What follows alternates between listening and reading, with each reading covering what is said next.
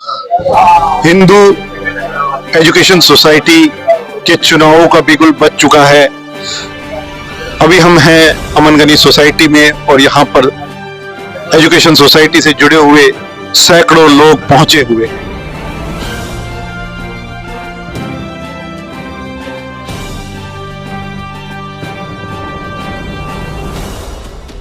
पूरे ग्रुप ने एक बार फिर से रामकिशन गुप्ता जी पर ही विश्वास जताया है प्रधान पद के लिए। लेकिन आपको पूछना चाहिए कि आप क्या करेंगे और आपको अपने सजेशन देने चाहिए कि आप संस्था वापिस अपनी गरिमा पे है।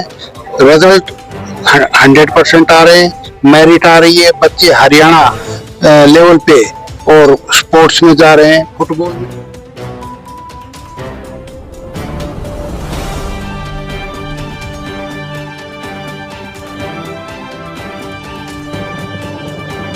है कि हम कैसे मिडिल क्लास और लोअर मिडिल क्लास के बच्चों की एजुकेशन को हम पूरा कराएं, ये मेरा सबसे बड़ा विजन है। हम क्वालिटी और स्पोर्ट्स दोनों पे पूरा ध्यान दे भी रहे और आगे और इससे ज्यादा अपने कदम पीछे नहीं रखे और हमारी समाज ने पूरा सहयोग दिया, हमारी मैनेजमेंट का सहयोग रहा। Hindu high school education society का चुनावी बिगुल बज गया है। 3 अगस्त को वोटिंग होगी और उसी दिन चुनाव परिणाम भी घोषित होंगे।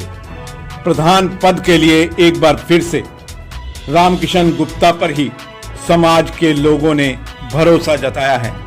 रामकिशन गुप्ता ग्रुप की बैठक अमनगनी सोसाइटी स्थित क्लब हाउस में हुई, जहां सोसाइटी के बड़ी संख्या में आजीवन सदस्य पहुंचे। बैठक में मौजूद लोगों ने कहा कि रामकिशन गुप्ता ने 13 साल पूर्व जब शिक्षण संस्थाओं की कमान अपने हाथ में ली थी, उस समय स्थिति बेहद चुनौतीपूर्ण थी, लेकिन आज हर लिहाज से जीएलएच पब्लिक स्कूल व हिंदू हाई स्कूल रेवाड़ी के श्रेष्ठतम स्कूलों में शामिल हो गए हैं। दोनों स्कूलों में विद्यार्थियों की संख्या भी दोगुनी हो गई है। प्रधान पद के उम्मीदवार रामकिशन गुप्ता ने कहा कि समाज ने उन पर जो भरोसा जताया है, उस पर खरा उतरने के लिए उन्होंने पहले भी अपनी ओर से कोई कमी नहीं छोड़ी थी और आगे भी कोई कसर नहीं छोड़ेंगे। इस अवसर पर रामकिशन गुप्ता ग्रुप की ओर से जो प्रत्याशी मैदान में उतरेंगे, उनकी भी घोषणा की गई तथा मौजूद लोगों से परिचय कराया गया। वक्ताओं ने टीम से एकजुट होने का आह्वान किया। हिंदू एजुकेशन सोसाइटी के चुनावों का बिगुल बज चुका है। अभी हम हैं अमनगनी सोसाइटी में और यहाँ पर एजुकेशन सोसाइटी से जुड़े हुए सैकड़ों लोग पहुंचे हुए हैं। पूरे ग्रुप ने एक बार फिर से रामकिशन गुप्ता जी पर ही विश्वास जताया है प्रधान पद के लिए। जानते हैं क्या पूरी उपलब्धियां रही हैं स्कूल की। रामकिशन जी नमस्कार, आपका स्वागत है दस्तक अरेना में।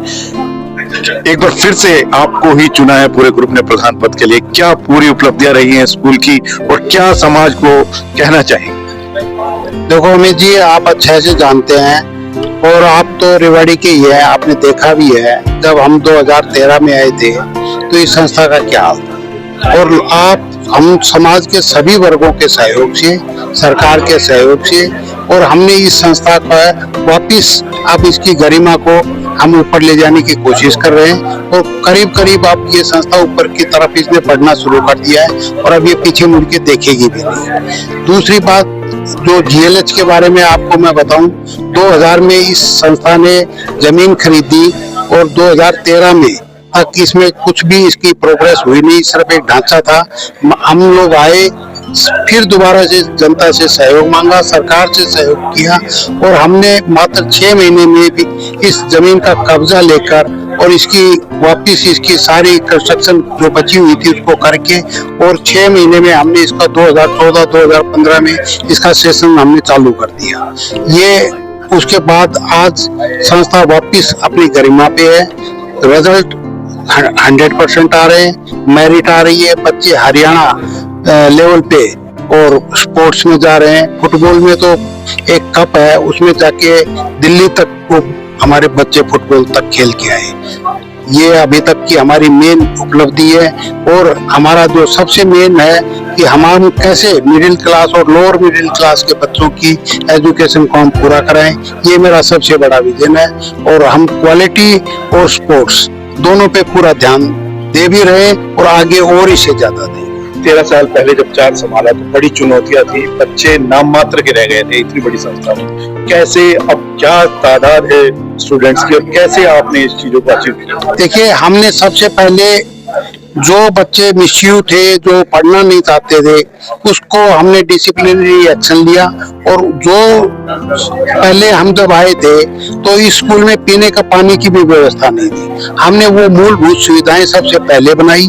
उसके बाद हमने क्वालिटी पे इसका सबसे ज्यादा ध्यान दिया कि जो एजुकेशन है, टीचर हमने बदले, नए टीचर्स लेके आए, उनके ऊपर जिम्मेवारी डाली कि अगर कोई भी टीचर का रिजल्ट खराब आ गया तो हम उस टीचर को बदल देंगे। हमने बड़ी सख्ती के साथ इस शुरू में हमको बड़ी समस्याएं भी झेलनी पड़ी, लेकिन हमने अपने कदम पीछे नहीं रखे और हमारी समाज ने पूरा सहयोग दिया, हमारी मैनेजमेंट का सहयोग रहा। अभी क्या कहेंगे समाज के लोगों से? क्या मेरी समाज के लोगों से ये मैं जरूर कहूंगा कि मैं उनकी उम्मीदों पे पूरा खरा उतरूंगा और उनकी जो भी उम्मीद है मैं उस उम्मीद को उनकी उम्मीद से अच्छा काम करके दिखाऊंगा।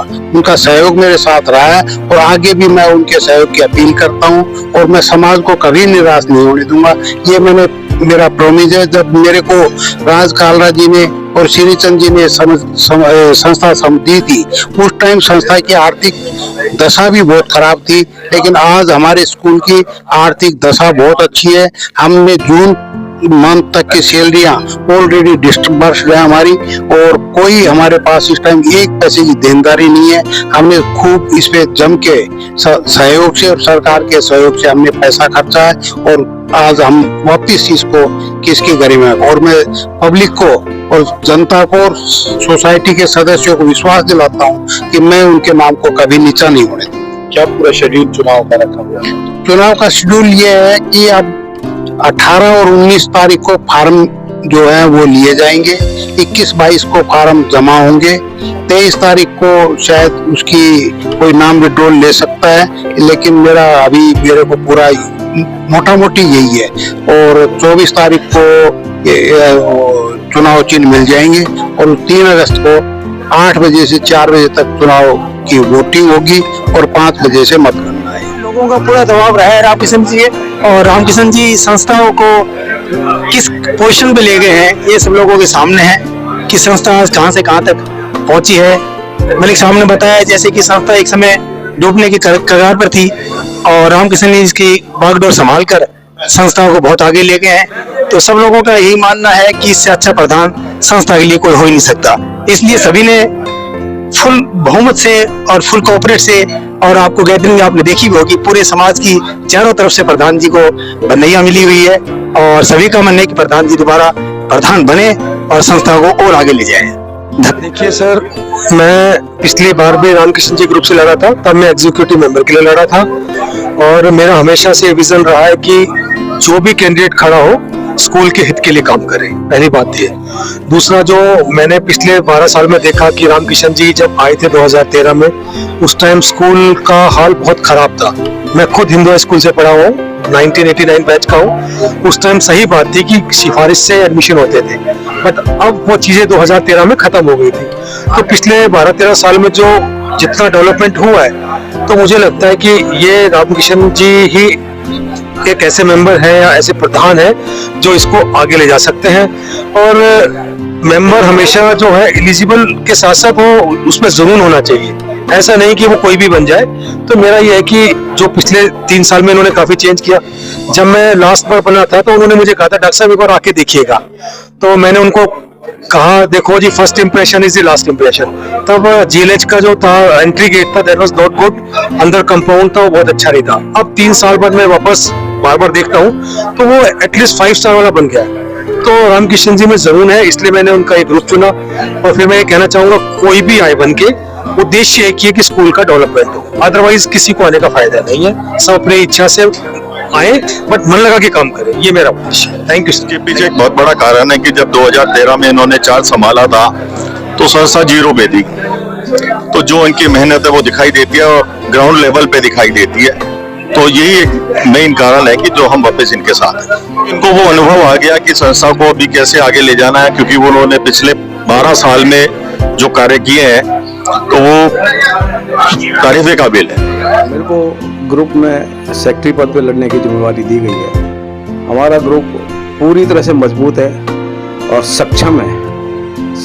मैं मैनेजमेंट कमेटी में तो पहले रहा हूँ हिंदू हाई स्कूल में, पर सेक्रेटरी पोस्ट पे आज फर्स्ट टाइम लड़ रहा हूँ। इससे पहले मैं आरडीएस में 2 योजना से as a secretary girls college में काम कर रहा हूँ और उसकी व्यवस्था अगर किसी भी पर्सन को देखनी चाहे कि आरडीएस की क्या व्यवस्था पहले थी क्या आज है, वो अपने आप ही कॉलेज बता देगा आपकी उसका रिजल्ट्स क्या है।